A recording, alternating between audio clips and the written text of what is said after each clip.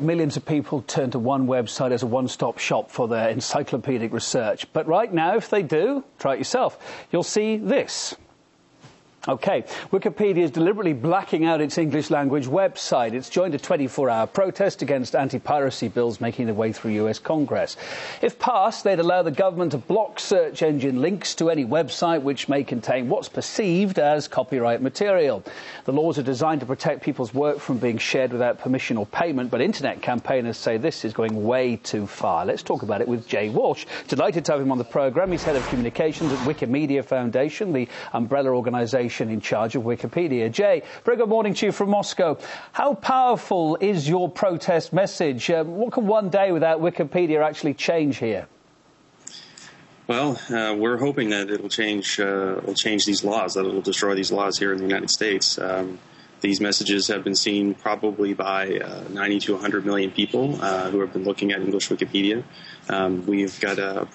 We're pretty excited. About 4 million people have been looking up their congressional representative.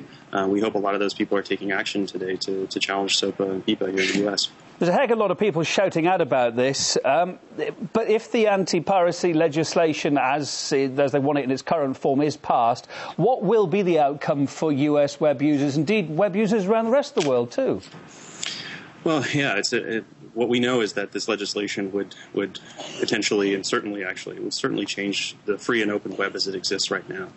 So the ability for people to easily collaborate across borders to talk about information, to build sites like Wikipedia, it's going to be threatened and challenged by this for a whole variety of reasons. But that's going to fundamentally change the way that the internet works. And there are already good provisions in the U.S. right now. They're not excellent provisions, but there's successful provisions to prevent the sharing of copyrighted information. But these proposed tools would just go way too far. I mean, when the internet was set up, it was set up to be supposedly free of control, unlike the traditional press and media. Why is the US, I wonder, thinking it's in charge of controlling what's said to be the world's web, do you think? That's an interesting question. We certainly don't think any individual government should have the ability to control what everybody in the world sees on the internet. What I can say is that certainly this legislation affects people outside of the U.S. if it was passed, if it was to come forward. The ability to share information from one website to another, the ability for people to collaborate widely from all over the world, it's just going to cause that to break down. So what is in fact an open collaboration environment would just change dramatically. And we talked about what it's going to do around the world. What's it going to do internally in America, the country that's known as the backbone of democracy? What consequences will the anti-piracy bill bring to freedom of speech in America, do you think, if it does get through?